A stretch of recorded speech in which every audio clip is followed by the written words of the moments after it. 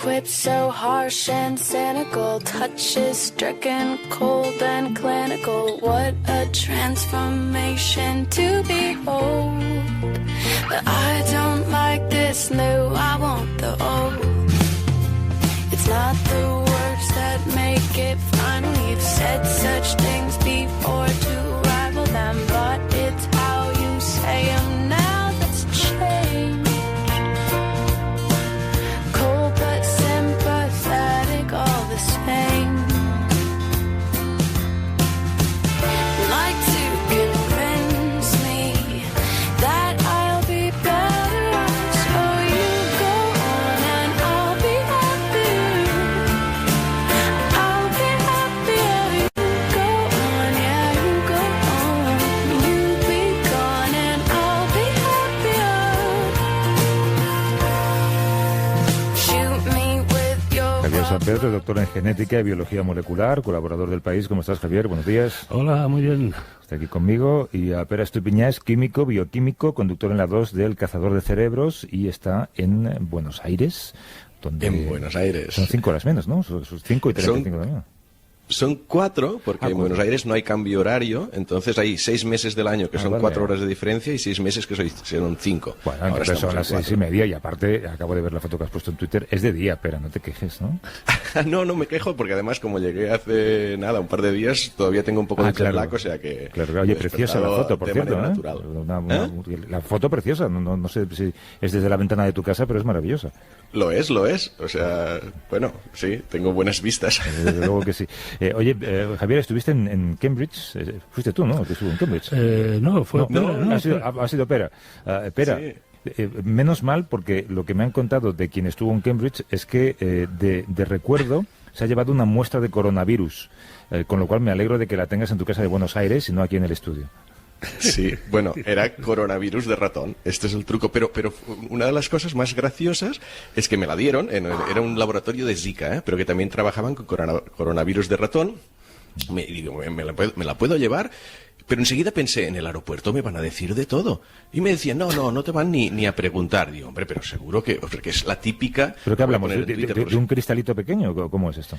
Sí, la voy a poner en Twitter por si alguien la quiere ver. Es la típica placa así como redonda de laboratorio, como de metacrilato, que tiene o sea, era como violeta, porque eran células de ratón teñidas, con agujeritos, que es donde inoculan el virus y va creciendo, las va destruyendo y por eso se ven los agujeritos. Y forman unas calvas, ¿no? Unas calvas. Sí.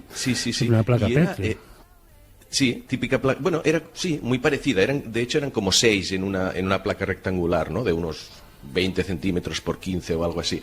Pero es espectacular porque en los controles de aeropuerto te piden cualquier detalle y ni preguntaron. Obviamente es un coronavirus de ratón que es inofensivo para los humanos, pero esta es la otra cosa, ¿eh? Cuando llegué a la productora a Barcelona, les dije, mira que os he traído un coronavirus de ratón. Qué simpático. ¿Qué haces? Loco. Digo, hombre, pero a ver, ¿qué coronavirus hay muchos? O sea, y te das cuenta un poco de la psicosis que se ha creado, justificada en algún aspecto, ¿no? Y otras no, pero que tuve que explicar 1000 veces pero seguro que no puedes saltar a humanos, Bueno, ¿y qué vas a hacer con el coronavirus ese en ¿Lo vas a Buenos Aires? marcar o qué vas a hacer? No, lo he dejado en Barcelona, o sea, y yo creo que me lo han tirado a la basura ya, pero... No, yo no les culpo tampoco, ¿eh? Oye, y allí en Buenos Aires, en Argentina, hay también, no sé, ¿me intuyes que hay un modelo informativo similar al nuestro o similar al de muchos países que han convertido esto en un espectáculo casi frívolo? De momento aquí no, o sea, yo creo que como no ha habido ningún caso, aquí el cierto miedo que tienen es a viajar a sitios, por ejemplo, mira, mi pareja, la Facia, que ayer tenía que viajar a Washington por una misión, y mira que ni Washington ni Argentina son sitios donde haya habido brotes, pero el miedo de que aparezca allí de repente un brote y te quedes, no tanto que te contagies, sino que te quedes aislado en cuarentena y no puedes regresar, es un poco lo que les está frenando, o sea, y han cancelado los viajes, que dices, hombre, a ver...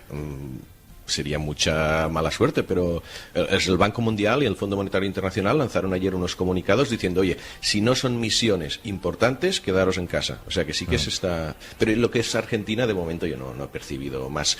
Te preguntan, o sea, la gente en los taxis o en el Uber y tal, te pregunta, oye, ¿cómo está allí la situación? Pero no pensando que pueda llegar aquí. ¿A ti qué te parece, Javier? Lo de que Pera se llevara el virus, la verdad, es que me hace pensar que lo que vemos en las películas, esto que se monta un chalao con unos viales de virus y los reparte por todo el planeta. Palabra más antigua. O un pierna, es un pierna. Y reparte el virus por todo el planeta, ¿no? Como en 12 monos, una peli de esta. Es posible, ¿no? Porque realmente están registrándote por todos lados, pero te vas con el virus impuesto. Claro, pero si alguien sabe de virus aquí, eres tú, con lo cual sí que nos puedes dar una opinión de hacia dónde van los tiros. Está bastante claro que la mortalidad es baja. Hablamos de mortalidades inferiores al 2% fuera de China, y en algunos países son del 0,7%. Y los muertos y las personas más graves tienen enfermedades respiratorias previas, ¿no? En este sentido, esto no es mucho peor que una gripe estacional. Recordemos que la gripe convencional produce cada año entre 250.000 y medio millón de muertos en el planeta. Y bueno, yo creo que las medidas que está tomando la autoridad sanitaria son correctas y son proporcionales a la evolución de la crisis. Los contagios en China parece que llevan casi 25 días bajando en general, cuando miras la tendencia general. La situación en Irán está un poco peor, pero yo creo que podemos esperar que en un par de meses esta crisis haya remitido, ¿no? Aunque ya me he equivocado otras veces. Claro, para eso nos dedicamos a esto, ¿no? Oye, la ciencia sigue luchando también contra el envejecimiento. Hay nuevos estudios que cuando los hemos visto, tú, Javier, pensamos directamente en ti, porque claro, dicen que el precio a pagar por vivir más años podría ser algo que tú estoy seguro de que no estás dispuesto a hacer, que es comer menos. Un 30% menos. Pues muy poco, o sea, no es la típica dieta hipocalórica que te pone un dietista para adelgazar si tienes sobrepeso. Es comer muy poco, o sea, es un 30% menos que lo que te aconsejaría un dietista para mantenerte, simplemente. Se llama restricción calórica en la jerga y bueno, hay muchas evidencias en toda clase de animales, parece un universal biológico en el mundo animal, de que la restricción calórica alarga la vida. Esto se ha demostrado en levaduras, en gusanos, en moscas, en perros y en muchos otros animales.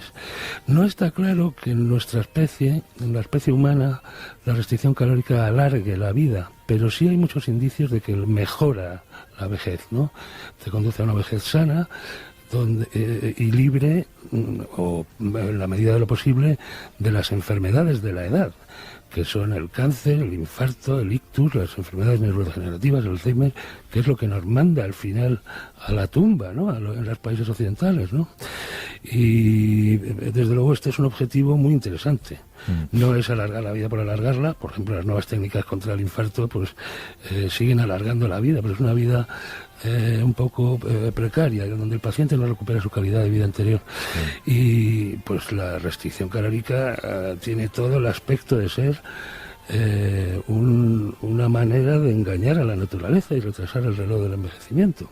Es un estudio del biólogo o del equipo del biólogo español Juan Carlos Izpisúa. ¿Y por qué esa restricción calórica, según este estudio, sería más beneficiosa para los hombres que para las mujeres? Si no sabemos por qué, aunque lo que hace este estudio es ver qué pasa con una precisión increíble, estudiando los genomas célula a célula en ratones, ¿no?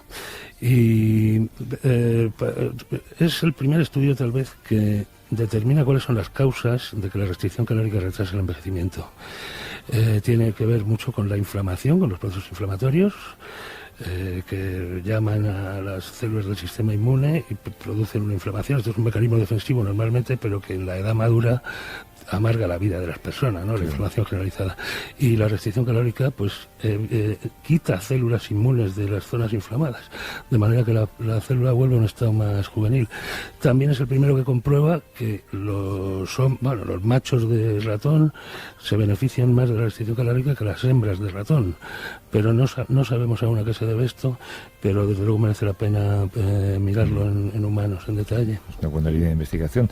Tenemos, como siempre, y con la mejor de las voluntades, un número de teléfono para que si quieren preguntar algo o buscar la opinión de Pere y Javier, al final le intentamos guardar un tiempo. Nos pueden llamar, nos pueden escribir o mandar una nota de voz. Es un número de WhatsApp, es el 638-855-349. Lo haremos, insisto, si hay tiempo al final del espacio.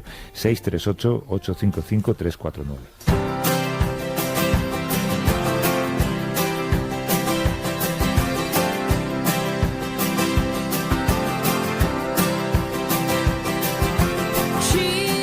Nos preocupamos mucho por cómo el cambio climático o las enfermedades, ahora lo hablábamos, pueden afectarnos a nosotros, a las grandes especies también. No hablamos mucho y tampoco en este espacio del mundo vegetal y sin embargo, Pere y Javier, nuestro futuro se encuentra sobre todo en las plantas y en los cultivos que nos dan de comer, ¿no? Sí, mira, te puedo dar un ejemplo que encaja muy bien con lo que hablaremos ahora. Esta semana estuve en el delta del Ebro, grabando para el Cazador de Cerebros, y vimos un poco los efectos que estaba teniendo lo que fue la tormenta Gloria, ¿no? Que se inundaron los campos de arroz. Y cuando hablábamos con expertos que miran cómo subirá el nivel del mar, cómo afectará a las zonas costeras y tal, te decían, mira, un efecto clarísimo es la salinización de ese delta, y el arroz que está creciendo en el delta ahora mismo no está preparado para los niveles de salinización que tendrán esos terrenos, ¿no?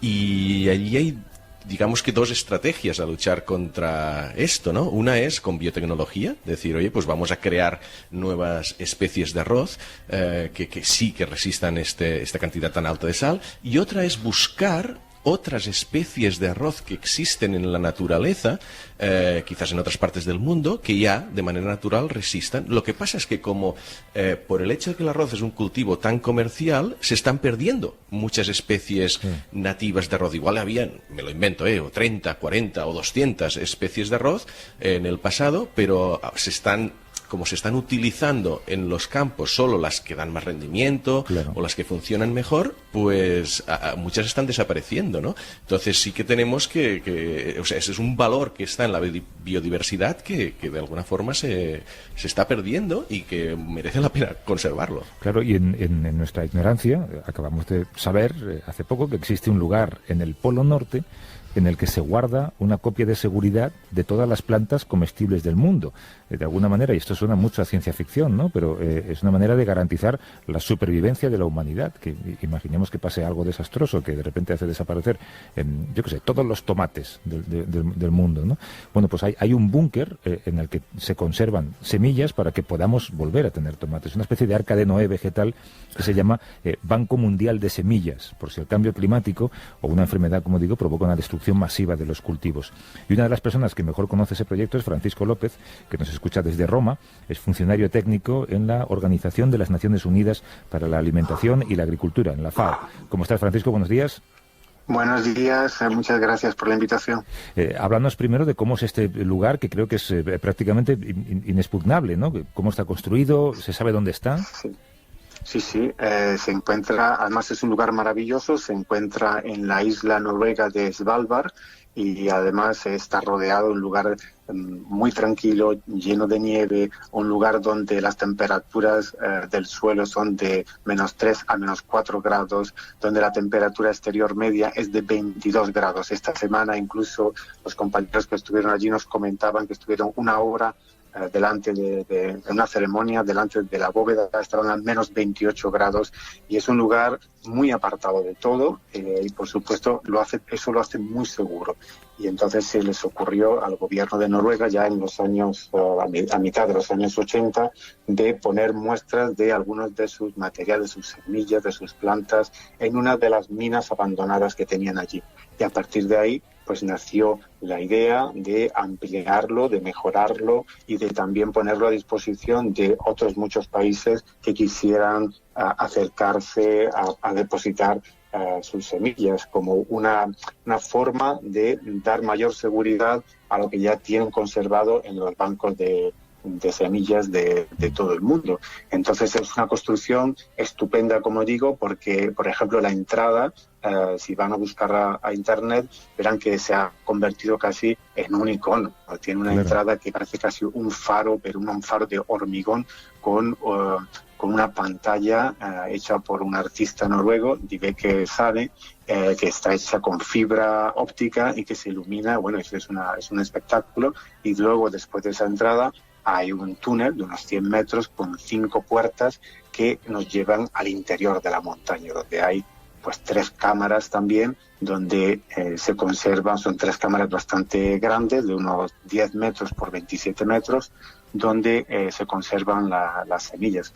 La verdad que en el interior, pues ahora mismo solamente hay una cámara funcionando, pero además de las temperaturas tan bajas que ya se consiguen de forma natural en este lugar, y eso fue uno de los motivos por los que se eligió, también hay unos sistemas de enfriamiento que mantienen la temperatura menos 18 grados, que es más o menos la temperatura, es justo la temperatura que se usa en otros bancos de semillas. Entonces la idea es de tener este banco internacional como una segunda red. Imaginemos que estamos en el circo y que tenemos a los agricultores y a los investigadores trabajando con el material y que son los verdaderos acróbatas de la biodiversidad, y que hay una primera red de seguridad, que son los bancos de semillas nacionales, y la segunda red serían justamente el Banco Mundial de Semillas de Svalbard, que yo prefiero llamarlo más bien el arca o el depósito de la esperanza. Es verdad, estabas hablando de una isla noruega a 1.400 kilómetros del Polo Norte, lo has descrito de una manera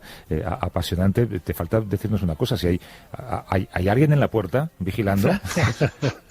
Bueno, por supuesto, tienen un vigilante, sí, tienen un servicio de vigilancia. Hay una pequeña ciudad allí, aunque las condiciones de vida son muy duras, pero hay una pequeña ciudad cerca que da, por ejemplo, es donde se mantiene la planta de electricidad que permite tener aquello funcionando, y también la vigilancia y por supuesto, asegurarnos que las condiciones de funcionamiento del edificio sean muy buenas. También hay otra empresa que depende también del ministerio que está relacionado con el Ministerio de Agricultura y Alimentación de Noruega, que es quien tiene la responsabilidad de la gestión de este depósito, y ellos se encargan, pues, por un lado del edificio, y por otro lado el centro noruego se encarga de dar instrucciones e información a todos los bancos de semillas que quieren mandar material a Svalbard, pues cómo tienen que preparar los paquetes de semillas y, en fin, qué tipo de condiciones hay que aceptar para mandar material. Normalmente el material va en unos paquetes de unas 500 semillas que van sellados herméticamente, y estos van dentro de unas cajas de 40 por 60 por 28, que son normalmente o de plástico o de madera, y las apilan en unas grandes estanterías en el interior es como una grande bodega en el interior de esta bóveda. ¿Y son todo variedades de cultivo? ¿O también hay unas semillas silvestres, por ejemplo, de la variedad silvestre del trigo, o del arroz o del olivo?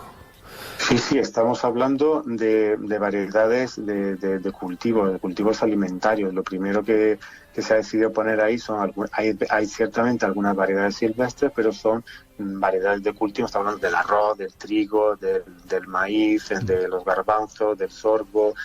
Son también variedades de los agricultores. Hay más de 1.108.000 materiales en este momento, que pertenecen, pues, a casi 6.000 variedades de especies. Desde luego la que más representada que hay en este momento es el trigo, seguida del arroz y de la avena, pero también, como decía, tenemos garbanzos, el maíz, patatas, cacahuete, etcétera. Y ha habido algunos depósitos curiosos. Normalmente, como digo, son depósitos de otros bancos que se encuentran por todo el mundo. A nivel mundial tenemos unos 1.700 bancos, y aquí ha habido ya 81 depósitos hasta el momento, y se trata sobre todo de colecciones internacionales o de colecciones nacionales, pero también ha habido algunos depósitos de comunidades de agricultores y de de pequeñas fundaciones. Por ejemplo, una de ellas, pues un grupo de agricultores quechua de Perú, del Parque de la Papa, que vinieron y se trajeron sus semillas como si se llevaran sus hijos a la universidad, los dejaran allí despidiéndolos con sus canciones tristes y bueno, una despedida muy emotiva. Hicieron todo el viaje, además ellos hicieron durante el viaje su propio vídeo que está disponible en internet, y la verdad es que es estupendo, es una cosa maravillosa ver digamos cómo están pensando en hacer que en caso pues eso de que haya terremotos, inundaciones, que por lo menos sus semillas puedan sobrevivir. ¿Y sabemos cuánto dura una semilla? ¿Cuánto puede durar? Pues no sé, ¿son cientos de años o miles de años? ¿Cuánto puede durar eso?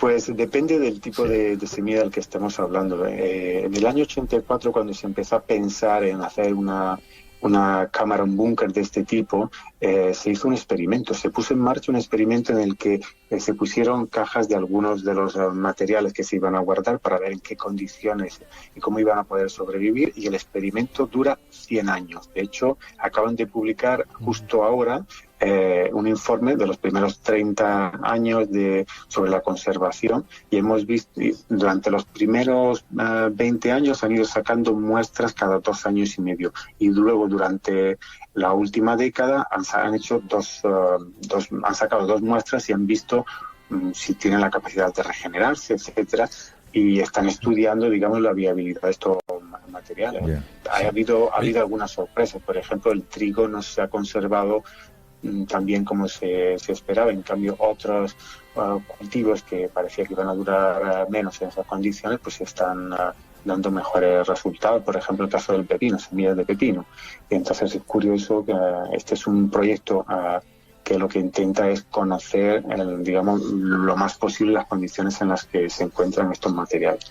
La mayoría de los depósitos que se hicieron, sobre todo al principio, venían de grandes colecciones internacionales. Es decir, de hecho, como 2/3 del material que hay ahí viene de colecciones de todo el mundo. Significa que en esas colecciones pues también vienen de todos los países. Claro, sí, espera, Francisco, que estaba representado casi todos nuestros cultivos alimentarios. Estaba Pera, que está en Buenos Aires y le llega con un poquito de retardo la señal, queriendo preguntarte algo. Adelante, Pera. Sí, no, es que estaba pensando que el mundo de las semillas en sí debe ser apasionante. O sea, conocí hace poco un investigador que analizaba incendios y me explicaba que las plantas, los árboles que están en zonas que se incendian regularmente han desarrollado mecanismos para sobrevivir a los incendios, y uno es que algunas semillas se quedan enterradas hasta que se abren cuando notan calor, o sea, cuando pasan de 50 a 60 grados, que es cuando ya se quedan allí inertes bajo el suelo, y cuando se quema, entonces es cuando abren y germinan. Y me imagino que la biología propia de las semillas debe ser apasionante. Pero yo te quería preguntar también por esta estrategia de biotecnología. De alguna forma, si hablamos de que claramente el tema de la alimentación en el futuro es fundamental, porque estamos creciendo, necesitamos hacerlo con el mínimo espacio posible y tal y cual. Lo de mantener la biodiversidad para ver qué especies funcionan, sin duda, pero cuando hablas con investigadores sí que te transmiten que, la agricultura ya es tecnología. Esto ya hemos alterado tantísimo las especies que el futuro obviamente pasa por la conservación para conocer algunos aspectos que la naturaleza ha desarrollado durante miles y miles de años, pero decir, no, mira, aquí esto será biotecnología la que nos ayudará a tener mejores especies, y no sé cómo la FAO afronta este dilema, ¿no? Porque es un tema muy sensible.